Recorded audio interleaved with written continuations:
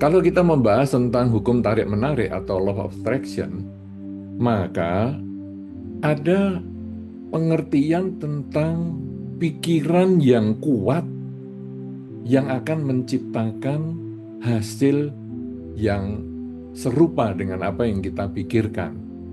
Ya, law of attraction kan begitu. Sehingga kalau tadi misalnya ada orang yang ingin mendapatkan mungkin apa benda sesuatu, wah, dia harus mikirkan benda itu bagaimana ya? Apakah kalau tadi kan Pak Po misalnya bagaimana ini ada potensi ataupun apa fokus pada hal yang penting itu kalau tadi Pak Po kan begitu ya. Misalnya kalau yang tentang duniawi, apa ini? Wah, benda. Saya kepingin punya rumah misalnya. Maka di dalam hukum tarik-menarik itu disarankan untuk sering berpikir tentang rumah yang kita harapkan. Kalau perlu mungkin kita tulis atau kita gambar bentuk rumah yang kita inginkan. Kemudian juga sering kita ucapkan di afirmasi ataupun kita mengucapkan berulang-ulang di dalam pikiran kita bahwa saya ingin mendapatkan rumah pada akhir tahun ini misalnya dan seterusnya dengan kuat sekali, maka diharapkan harapan atau yang kita inginkan itu bisa menjadi kenyataan. Nah, itu prinsipnya di dalam law of attraction. Nah, sekarang apakah di dalam Dhamma juga seperti itu? Tadi juga sudah dikutip di dalam pembukaan pengarah dari acara ini yang dipetik dari Dhammapada 2 bahwa pikiran itu pelopor segalanya dan kalau orang berpikir baik untuk melakukan satu perbuatan atau berucap sesuatu, maka buah kebajikan itu atau kebahagiaan itu akan mengikuti si pelaku seperti bayangan yang mengikuti bendanya. Nah, tadi sudah dikutip seperti itu. Jadi, pikiran yang terus-menerus. Nah, sekarang apakah terjadi seperti itu di dalam Dhamma? Memang, kalau kita pada saat Waisak ini kan kita juga merenungkan tentang kehidupan Pangeran Siddhartha ya. Maka kita akan tahu bahwa Pangeran Siddhartha meninggalkan istana, kemudian beliau bertapa untuk mencapai kebebasan dari perubahan. Karena beliau meninggalkan istana itu kan karena melihat perubahan. Ada orang tua, orang sakit, orang mati. Kemudian beliau melihat potensi kalau menjadi biku atau pertapa, itu mungkin bisa mengatasi tua, sakit, dan mati. Maka beliau selama 6 tahun ini berjuang, memusatkan pikiran. Mungkin kalau istilahnya Pak Po tadi adalah fokus pada hal yang penting. Daripada saya ngurusi istana, saya sekarang mengurusi batin saya supaya saya terbebas dari perubahan, tidak tua, sakit, dan mati. Maka beliau berjuang habis-habisan. Berguru dengan Udaka Ramaputa, Alara Kalama, dan seterusnya. Kok nggak bisa-bisa? Fokus terus nggak bisa-bisa.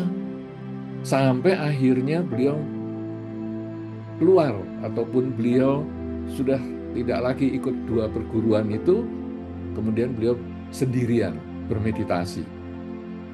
Sendirian diikuti oleh 5 pertapa. Nah, itu yang tadi Pak Po katakan bahwa burung dengan bulu yang sama kan cenderung bersekutu. Sehingga 5 pertapa ini melihat, Bodhisattva ataupun Pertapa Gotama ini luar biasa sekali ya perjuangannya ini. Wow, kita kayaknya ya harus ngikut nih. Nah, jadi mereka bersekutu. Tetapi setelah berjuang lama, sampai berpuasa habis-habisan, sampai diceritakan bahwa perutnya kalau dipegang saking kempesnya itu bisa seperti terpegang punggungnya. Kalau punggung yang dipegang saking kempesnya itu bisa terpegang perutnya. Wah, Pertapa Gotama ini hampir hilang kesadarannya. Sehingga Pertapa Gotama akhirnya ya, menerima dana bubur yang kemudian diberikan oleh Sujata untuk dikonsumsi. Nah, 5 pertapa setelah melihat cara seperti itu, merasa bulunya nggak sama nih. Karena Wah, ini pertapa Gotama sudah nggak seperti yang kita bayangkan. Dan akhirnya 5 pertapa yang merasa bulu masih sama 5-5-nya ini, dia meninggalkan pertapa Gotama. Pertapa Gotama sendirian. Dan beliau fokus pada hal yang penting. Kalau istilahnya Pak Bo tadi, sudah pokoknya saya akan bertapa dengan cara sendiri. Yaitu tidak terlalu menyiksa diri. Jadi dengan jalan tengah. Dan karena fokus terus fokus pada tujuan yang penting, akhirnya pada saat Waisak, Purnama Sidhi di bulan Waisak, beliau mencapai pencerahan. Yang kita kemudian peringati sebagai Trisuci Waisak itu kan karena lahir, mencapai pencerahan dan wafat. Nah, ini sebetulnya menjadi salah satu kesepakatan kita bahwa Dharma memang sesuai dengan hukum tarik-menarik. Dalam pengertian, ketika seseorang punya pikiran yang kuat untuk mengharapkan sesuatu, bisa menjadi kenyataan. Sehingga tadi Pak Po juga mengingatkan supaya kita tetap mengarahkan pikiran kita pada hal yang positif, karena pikiran yang kuat itu bisa mewujudkan sesuatu. Tetapi di dalam Dharma, bukan hanya itu. Di dalam Dharma, pikiran yang kecil pun bisa mewujudkan kenyataan.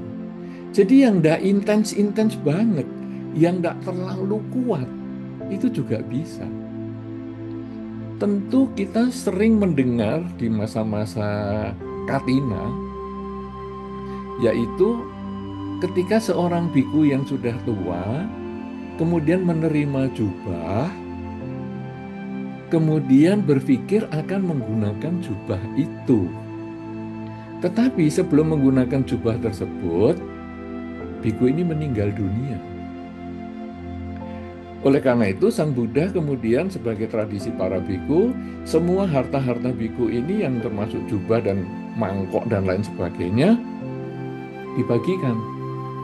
Tetapi Sang Buddha berpesan, jubah khusus yang jubah Katina yang kemarin diberi itu, tolong jangan dibagi. Butuh seminggu lagi ya, nanti baru dibagikan. Nah, para biku yang lain bertanya, kenapa ini? Kemudian Sang Buddha menjelaskan bahwa biku yang kemarin menerima jubah itu setelah meninggal karena terpikir tentang jubahnya yang belum sempat terpakai, dia lahir jadi kutu jubah. Hanya seminggu aja jadi kutu jubah, kemudian nanti mati sebagai kutu dan akhirnya dia tentu lahir di alam yang lebih sesuai dengan kebajikan yang telah dia lakukan selama melatih jadi biku. Ini membuktikan bahwa pikiran yang sejenak saja bisa mewujudkan sesuatu yang dia inginkan, yaitu jubah. Kemudian diceritakan yang lain adalah seorang biku yang berpindah patah, menerima dana makan dari para umat, kemudian dia melihat ada seekor anjing yang santai di depan rumah, di atas keset. Kemudian biku ini hanya terpikir, wah enak ya jadi anjing, santai-santai begitu, jam-jam sebegini masih bisa santai tiduran begitu. Sudah, hanya sepintas sekali. Kemudian ya bikunya setelah menerima dana makan berjalan dan sudah nggak kepikiran itu lagi, tentang anjing sudah nggak kepikiran lagi. Tetapi ketika sudah memakan waktu bertahun-tahun kemudian, biku ini meninggal dunia, dia terlahir sebagai anak anjing tadi. Jadi pikiran yang sepintas itu ternyata juga bisa membuktikan atau bisa mewujudkan apa yang diinginkan. Kalau sudah demikian, saudara, law of attraction ini menjadi kalau itu keinginan yang besar sekali, ternyata bahwa yang kecil pun itu bisa. Saudara-saudara, kalau sudah demikian, mari kita harus menjaga pikiran ini dengan baik. Jangan sampai pikiran kita ini terjebak walaupun hanya sesaat pada hal yang buruk. Jadi sepakat sekali dengan yang tadi dikatakan oleh Pak Po tadi, itu menjaga 3 saluran perbuatan itu adalah pikiran, ucapan, dan perbuatan. Tapi yang paling penting tentu adalah pikiran. Karena ucapan dan perbuatan itu timbul dari pikiran. Kalau kita bisa menjaga pikiran dengan baik, pasti ucapan dan perbuatan baik. Tapi kalau pikirannya buruk, ucapan dan perbuatan mungkin masih baik. Sehingga digambarkan pikiran dan ucapan perbuatan itu seperti teko, ya. Teko itu tempat minum, atau mungkin galonan, kalau sekarang guci galonan, tapi gucinya yang di pinggir. Jadi guci kan ada guci keramik itu yang lubangnya di pinggir.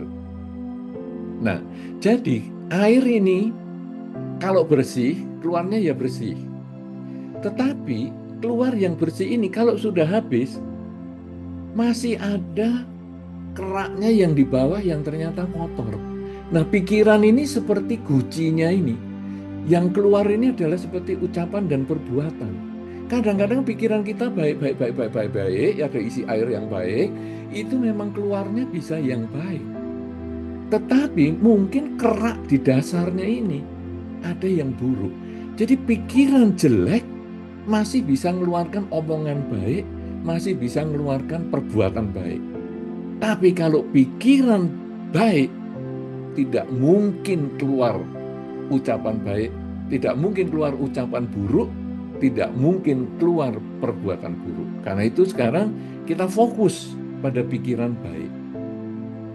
Pikiran baik ini dari mana bisa muncul? Pikiran baik ini muncul ketika seseorang belajar menyadari tentang kekinian. Karena kekinian inilah yang ditemukan oleh Pertapa Siddhartha ketika tadi mencapai kesucian. Bahwa bukan tua, sakit, dan mati yang dilawan, bukan. Tetapi ternyata tua, sakit, dan mati ini adalah perubahan. Problem yang kita tidak bisa terima itu adalah saya tidak puas dengan saya berubah menjadi tua, sakit, dan mati. Kalau demikian, ketidakpuasan ini sebabnya dari mana? Sebabnya karena saya dulu pernah muda, saya dulu tidak sakit, saya dulu masih hidup. Padahal sekarang saya bisa tua, bisa sakit, dan bisa mati. Kalau demikian, kita harus menyadari bahwa hidup ini perubahan. Bagaimana bisa menyadari supaya hidup ini perubahan? Ketika kita menyadari bahwa hidup adalah saat ini. Karena ketika ada saat ini, maka perubahan itu menjadi terabaikan. Perubahan itu adalah perbandingan kondisi sebelumnya dengan saat ini. Tetapi sesungguhnya, kalau yang ada saat ini tidak ada perbandingan dengan yang sebelumnya, maka yang ada adalah kenyataan saat ini. Nah, apakah di dalam Dhamma tidak boleh berbanding atau melakukan perbandingan? Boleh. Tetapi perbandingan itu hanya pelajaran dan bukan untuk dilekapi. Yang ada adalah saat ini. Bagaimana kita bisa selalu sadar saat ini? Sering mengucapkan aja di dalam batin. Saat ini saya sedang apa? Saat ini saya sedang apa? Kadang pikiran muncul yang jelek. Tapi saat ini saya sedang apa? Saya sedang berbicara. Oke, belajar berbicara yang baik. Pikiran mungkin jelek, tapi saat ini saya sedang berbuat apa? Belajarlah berbuat yang baik. Pada satu ketika nanti kita mulai menyadari saat ini, pikiran saya yang buruk muncul. Begitu disadari pikiran yang buruk muncul, dia akan tenggelam. Kemudian muncullah batin yang netral. Kalau ini pikiran yang baik yang muncul, kita sadari, boleh kita katakan, bukan boleh kita lakukan. Tapi begitu muncul pikiran buruk, kita sadari supaya dia berhenti hanya di pikiran. Dan semakin sering kita mengembangkan kesadaran, saat ini saya sedang apa, saat ini saya sedang berpikir, saya berpikir apa, terus kita kembangkan demikian, maka batin menjadi lebih tenang, batin menjadi lebih netral, maka hidup kekinian dapat kita kuasai dan kita kendalikan. Nah, kalau kita memiliki kemampuan atau memiliki waktu yang lebih panjang, maka kita berusaha melatih hidup saat ini dengan pagi bangun tidur, malam mau tidur, dengan menyadari saat ini nafas sedang masuk, saat ini nafas sedang keluar. Yang kita istilahkan dengan meditasi. 30 menit pagi bangun tidur, 30 menit malam mau tidur, menyadari nafas masuk, nafas keluar. Sebetulnya itu bertujuan membiasakan pikiran kita selalu sadar saat ini nafas masuk dan keluar, membiasakan pikiran kita selalu sadar saat ini saya sedang berpikir apa, membiasakan pikiran kita selalu sadar sedang berbicara apa, membiasakan pikiran kita selalu sadar sedang melakukan apa, sehingga kesadaran setiap saat itulah yang nanti akan mengendalikan pikiran kita dan mengarahkan pikiran kita menuju hal yang baik, bahkan sekecil-kecilnya, dan itu nanti akan dapat menarik hal-hal yang baik juga, menarik hal-hal yang membahagiakan, sebagaimana tadi yang dikatakan di dalam Dhammapada ayat 2 tadi, yaitu bahwa pikiran adalah pelopor, pikiran adalah pemimpin, pikiran itu kalau diarahkan dengan pikiran yang baik, kita berbicara dan bertindak yang baik, maka kebahagiaan akan mengikuti kita seperti bayangan selalu mengikuti bendanya.